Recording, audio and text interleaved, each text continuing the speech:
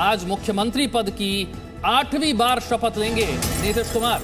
दोपहर 2 बजे शपथ ग्रहण समारोह होगा और साथ ही डिप्टी सीएम के तौर पर तेजस्वी यादव भी शपथ लेने वाले हैं। वहीं बीजेपी ने आज से 3 दिन के लिए नीतीश कुमार के खिलाफ महाविरोध प्रदर्शन का फैसला भी कर लिया है। बीजेपी पूरे बिहार में नीतीश कुमार के खिलाफ प्रदर्शन करेगी। तो 8वीं बार सीएम पद की शपथ लेंगे नीतीश कुमार, डिप्टी सीएम की शपथ लेंगे तेजस्वी यादव। लेकिन बीजेपी ने भी ठान लिया है कि अब बिहार में महाविरोध होगा और 3 दिन तक ये महाविरोध चलेगा। तो ये 5 तस्वीरें आपको दिखा रहे हैं, जिनके जरिए समझिए किस तरीके से बिहार की राजनीति में एक पूरा यूटर्न आया है। यहाँ आपकी एक बार फिर से चाचा भतीजे की यह सरकार बनने जा रही है। आपको याद होगा 2015 का विधानसभा चुनाव, तब ये दोनों पार्टियां साथ थी, उसके बाद अलग हुए और एक बार फिर इनके रास्ते एक हो गए हैं, साथ आए हैं बीजेपी और इनके छोटे बच्चे रहते हुए भी ये हर महीने 50,000 कमाती हैं। घर से ही कैंडल मेकिंग बिजनेस करती हैं। आपको भी सीखना है और करना है, फिर क्यों देरी? फ्रीडम ऐप को अभी डाउनलोड करें। जेडीयू ने मिलकर 2020 का विधानसभा चुनाव लड़ा था। उस वक्त नीतीश कुमार को पहले से ही मुख्यमंत्री के चेहरे के रूप में सामने रखा गया था। बीजेपी बड़ी पार्टी बनी विधानसभा चुनाव के परिणामों में, लेकिन बीजेपी ने कहा कि जैसा वादा किया है उस वादे को निभाएंगे। भले ही सीटें बीजेपी की ज्यादा हैं, लेकिन मुख्यमंत्री तो नीतीश कुमार ही होंगे। लेकिन पिछले कुछ समय में दो पार्टियों के बीच स्थिति ठीक नहीं रही, रिश्ते खराब होते चले गए और उसका परिणाम आपके सामने।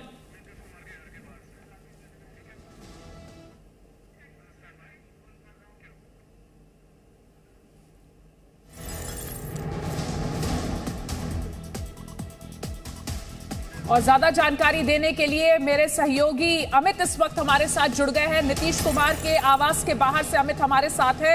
अमित, कल से लेकर आज तक का दिन बिहार की राजनीति के लिए बहुत महत्वपूर्ण रहा है।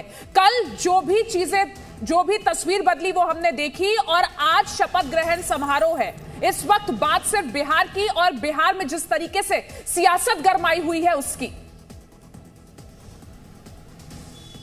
अदिति, देखिए, लगातार एक बात मैं कल से कह रहा हूं कि यहां चाहे जितने भी समीकरण बदल जाएं, गठबंधन चाहे जितने भी टूट जाएं, चाहे जितने भी जुड़ जाएं, एक नाम नहीं बदलता और मुख्यमंत्री की कुर्सी पर जो नाम है काबिज, वो नहीं बदलता और वो नाम है नीतीश कुमार का। और एक बार फिर से शपथ ग्रहण समारोह की तैयारी। इस वक्त मैं तस्वीर आपको दिखा रहा हूं, मुख्यमंत्री आवास और राजभवन महज 100 मीटर से भी कम की दूरी।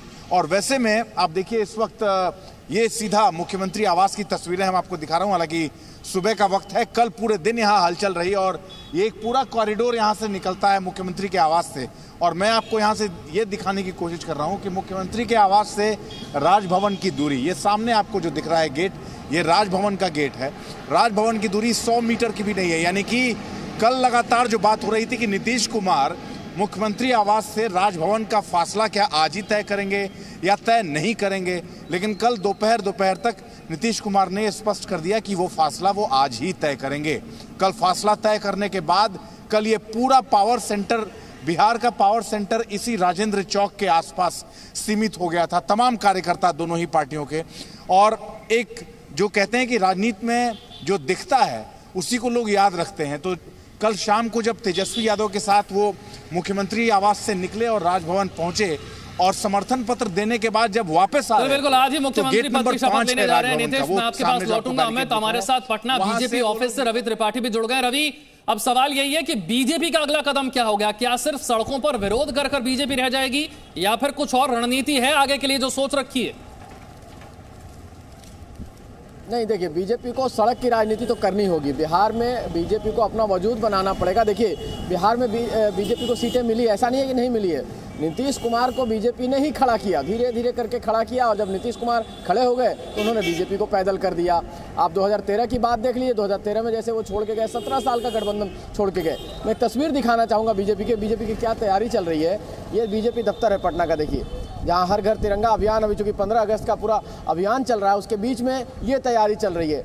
ये टेंट लगाया जा रहा है, चूँकि बारिश का मौसम है और बारिश हो सकती है और बीजेपी के सारे सीनियर नेता, बीजेपी के साथ जो बिहार में दिक्कत है वो बिहार के सारे नेता दिल्ली के नेता हो गए हैं, बड़े नेता हो गए हैं, चाहे वो रविशंकर प्रसाद हो, चाहे फिर राजीव प्रताप रूढ़ी हो, चाहे जितने भी नेता हैं वो दिल्ली में ज़्यादा रहते हैं, बिहार में कम रहते हैं। और इसी वजह से सड़क पे और यहाँ पे ज़मीन पे उनके नेतागिरी और उनका एक नेता नहीं मिल पा रहा है। ये अब सड़क की राजनीति करनी पड़ेगी। यहाँ धरना होगा, अभी तमाम नेता आपको दिखेंगे बीजेपी के, चाहे वो रविशंकर प्रसाद हो, राधा मोहन सिंह हो, शहनवाज हुसैन हो जो इंडस्ट्री मिनिस्टर थे अब नहीं रहे, साथ साथ संजय जायसवाल हो, जितने भी नेता हैं आपको यहाँ के डिप्टी दोनों सीएम मिलेंगे, सारे नेता दिखेंगे।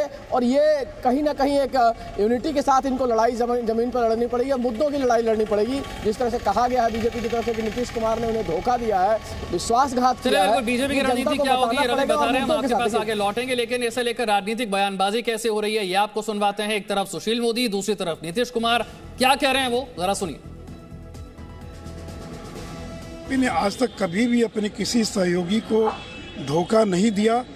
हम लोगों ने उन्हीं लोगों को तोड़ा जिन लोगों ने हम लोगों को धोखा दिया। चाहे वो अगर महाराष्ट्र के अंदर शिवसेना जिसका समझौता था बीजेपी के साथ और शिवसेना ने जब धोखा दिया तो उसका परिणाम भुगतना पड़ा। सारी मीटिंग आज हुई और सब लोगों की इच्छा यही हुई है कि हम लोगों को एनडीए छोड़ देना चाहिए। तो जैसे ही एनडीए छोड़ने का निर्णय सब लोगों की थी तो हमने उसी को स्वीकार कर लिया और आकर के यहाँ जो एनडीए की सरकार में हम मुख्यमंत्री थे, हमने मुख्यमंत्री पद से इस्तीफा सौंप दिया। तो बिहार में इस समय भारी राजनीतिक हलचल चल रही है और इस हलचल पर राजनेता अपनी अपनी अलग अलग प्रतिक्रिया दे रहे हैं। नीतीश कुमार पर आरोप लगाते हुए गिरिराज सिंह ने कहा कि नीतीश कुमार नरेंद्र मोदी के साथ प्रधानमंत्री नहीं बन सकते थे, इसीलिए बीजेपी का साथ छोड़ दिया।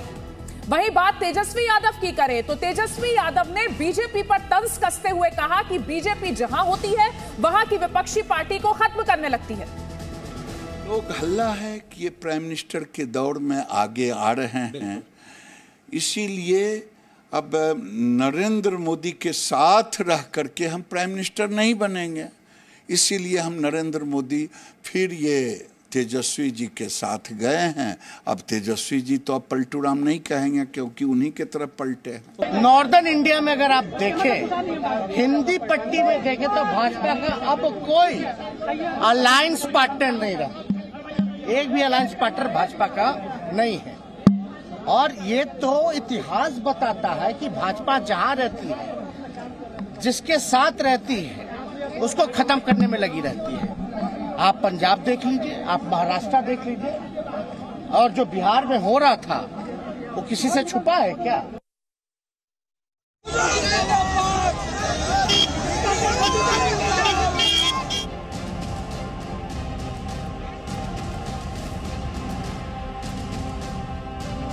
पहले आरजेडी के साथ गठबंधन,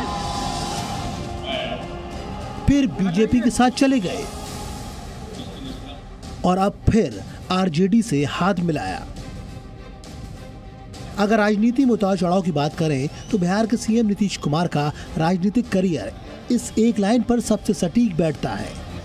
2013 से अब तक नीतीश कुमार कभी बीजेपी के साथ तो कभी आरजेडी के साथ सरकार बनाते रहे हैं और हर बार गठबंधन की सरकार में सीएम भी बनते रहे हैं। साल 2022 चल रहा है और बिहार में एक बार फिर सरकार बदल रही है और एक बार फिर नीतीश कुमार आरजेडी के साथ हो गए हैं। बीजेपी का साथ छोड़ने के बाद जेडीयू और आरजेडी की गठबंधन वाली नई सरकार बनने जा रही है। इस नई सरकार में एक बार फिर नीतीश कुमार सीएम और तेजस्वी यादव डिप्टी सीएम बनेंगे। आज दोपहर 2 बजे नई सरकार का शपथ ग्रहण होगा। नीतीश कुमार और डिप्टी सीएम तेजस्वी यादव के साथ साथ विजय चौधरी भी शपथ लेंगे। हालांकि नई सरकार में पदों के बंटवारे को लेकर अभी कोई फैसला नहीं हुआ है, लेकिन इस नई सरकार को लेकर समर्थकों और विरोधियों में खींचतान शुरू हो गई है। देश के पूर्व प्रधानमंत्री और कर्नाटक के पूर्व मुख्यमंत्री रहे एच.डी. देवेगौड़ा ने ट्वीट कर बिहार के बदलाव का समर्थन किया। मैं बिहार में हुए घटनाक्रम देख रहा हूँ, इसने मुझे मेरे उन दिनों के बारे में सोचने पर मजबूर कर दिया जब जनता दल परिवार एक था। इस परिवार ने देश को 3 पीएम दिए। उन्होंने आगे कहा कि मैं अपनी उम्र के आखिरी पड़ाव पर हूँ, लेकिन अगर नई पीढ़ी तय कर ले तो जनता दल देश को एक अलग विकल्प दे सकती है। लेकिन इस एनडीए के गठबंधन में आए बिखराव के बाद बीजेपी बेहद नाराज है। पार्टी ने अब नीतीश कुमार के खिलाफ नया मोर्चा खोलने का ऐलान कर दिया है। बीजेपी आज से 3 दिनों तक प्रदेश मुख्यालय के सामने महाधरना देने वाली है। बीजेपी ने जितना सम्मान दिया उतना सम्मान कभी उनको राजद कांग्रेस में नहीं मिल सकता है। आप अगर 96 से लेकर आज तक देखिए, चाहे अटल जी की सरकार हो या नरेंद्र मोदी की सरकार, तो बीजेपी ने जो उनको सम्मान दिया है और सम्मान के साथ जिस प्रकार से उन्होंने धोखा दिया है, वो करें कि हमारी पार्टी को तोड़ा जा रहा था, तो भाई हमको तो सरकार बनाने की 46 विधायक चाहिए। उनके पार्टी को अगर तोड़ भी देती बीजेपी तो सरकार क्या बन सकती थी, और हम क्यों तोड़ेंगे। बिहार में नई सरकार बन गई है। सीएम नीतीश कुमार की कुर्सी को छोड़कर सदन में सभी की सीटें बदली जाएंगी। एक दूसरे पर तीखे हमले करने वाले अब एक दूसरे का सम्मान करेंगे और एक दूसरे का सम्मान करने वाले अब एक दूसरे पर आरोप लगाएंगे। हालांकि 2013 से लेकर अब तक बिहार इस तरह की राजनीति बार बार देखता रहा है। अब सबसे बड़ा सवाल यही है कि क्या नया गठबंधन बिहार में बदलाव लेकर आएगा या फिर से राजनीतिक बदलाव सिर्फ एक कुर्सी बचाने का एक मौका ही साबित होगा। ब्यूरो रिपोर्ट, जी मीडिया। तो नए गठबंधन के, नए सरकार के मायने नीतीश कुमार के लिए, तेजस्वी यादव के लिए और बीजेपी के लिए क्या है, जरा ये भी समझ लेते हैं। पहले बात करते हैं नीतीश कुमार की। तो एक मजबूत सरकार, नए सहयोगी दलों से वैचारिक समानता और राष्ट्रीय राजनीति में संभावनाएं। जब हम नीतीश कुमार की बात करते हैं तो ये 3 फैक्टर्स उनके लिए अब काम आ रहे हैं। आगे बढ़ते हैं, बात करते हैं तेजस्वी यादव की। तो राज्य की सत्ता में इनकी वापसी हो रही है। कार्यकर्ताओं का जो आरजेडी का मनोबल है वो बढ़ेगा और नीतीश के बाद मुख्यमंत्री बनने की संभावना भी तेजस्वी तलाशेंगे। अब बात करिए बीजेपी की यहाँ पर, तो बीजेपी के लिए बिहार में ये बड़ा सियासी झटका है। बिहार में बीजेपी का बड़ा चेहरा नहीं है और इस कमी को बीजेपी लगातार बिहार में महसूस कर रही है। और अब बीजेपी के लिए बेहद जरूरी हो जाता है कि वो नया चेहरा बिहार में तलाशे, तभी 2024 की लड़ाई उसके लिए कुछ आसान हो पाएगी।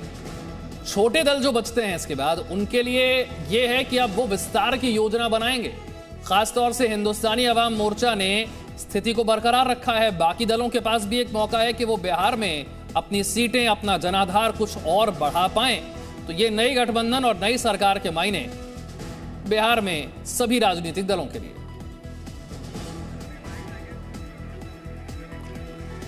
और हमारे 2 सहयोगी इस वक्त हमारे साथ बिहार से लाइव जुड़े हुए हैं। अमित प्रकाश हमारे साथ हैं और साथ ही रवि त्रिपाठी भी हमारे साथ है। अमित, जब हम बात करते हैं बिहार में आज हो रहे शपथ ग्रहण समारोह की, तो एक और अहम बात जिस पर नजर जा रही है और जो मैं अभी देख रही थी, लालू प्रसाद यादव की बेटी ने ट्वीट किया है कि बिहार में राजनीति लालू प्रसाद यादव के बिना मुमकिन नहीं है।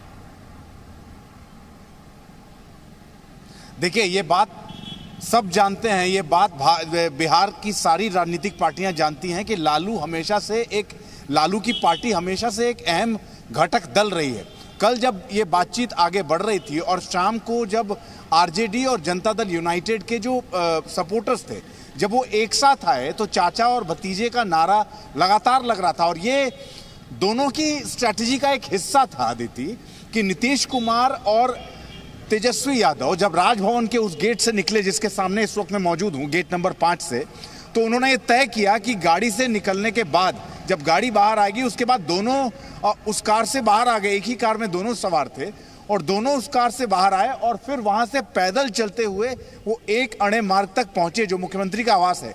यानी कि एक संदेश देने की कोशिश थी और एक लाउड एंड क्लियर मैसेज देने की कोशिश थी कि एक बार फिर इस गठबंधन का बिहार में आना आगे का संकेत तय कर रहा है। ठीक है, मैं रवि के पास जाऊं उससे पहले एक बार जल्दी से, जिनके बारे में आज क्योंकि शपथ ग्रहण है, तो शपथ ग्रहण का कार्यक्रम क्या होगा, कितने बजे से हलचल दिखनी शुरू होगी, शपथ कौन कौन लेने जा रहा है, तैयारियां क्या है, जरा ये बता दीजिए। देखिए, मैं इस वक्त आपको तस्वीरें एक बार फिर से दिखाता हूं और थोड़ा नजदीक आपको लेके चलता हूं। राजभवन का ये गेट नंबर 3, जिससे एक बार फिर आज नीतीश कुमार और तेजस्वी यादव इसी गेट से दाखिल होंगे। दोपहर 2 बजे का कार्यक्रम शपथ ग्रहण समारोह का। आज 4 लोगों के शपथ लेने की योजना है। 4 लोग आज शपथ लेंगे, जिसमें तेजस्वी यादव होंगे जो डिप्टी चीफ मिनिस्टर के तौर पर शपथ लेंगे, नीतीश कुमार मुख्यमंत्री के तौर पर शपथ लेंगे और 2 और चेहरे, विजय चौधरी आज शपथ लेंगे और एक और चेहरा आज शपथ लेगा। इन 4 लोगों के शपथ की आज ऐसा प्लान कल तक का था, लेकिन अभी कल से लगातार जो बात आ रही है कि आज 2 बजे के शपथ ग्रहण समारोह में कुछ और नामों को भी शामिल किया जा सकता है। सीटों के बंटवारे के हिसाब से और जो पोर्टफोलियोज का बंटवारा होगा वो उसी हिसाब से तय होगा और वो लिस्ट भी दोनों घरों में बैठ के तैयार की जा चुकी है। नीतीश कुमार कल राबड़ी देवी के घर भी गए थे और उसके बाद अब तेजस्वी और नीतीश के आपसी तालमेल के बाद वो लिस्ट भी तैयार की जा चुकी है। इनके छोटे बच्चे रहते हुए भी ये हर महीने 50,000 कमाती हैं। घर से ही कैंडल मेकिंग बिजनेस करती हैं। आपको भी सीखना है और करना है, फिर क्यों देरी? फ्रीडम ऐप को अभी डाउनलोड करें।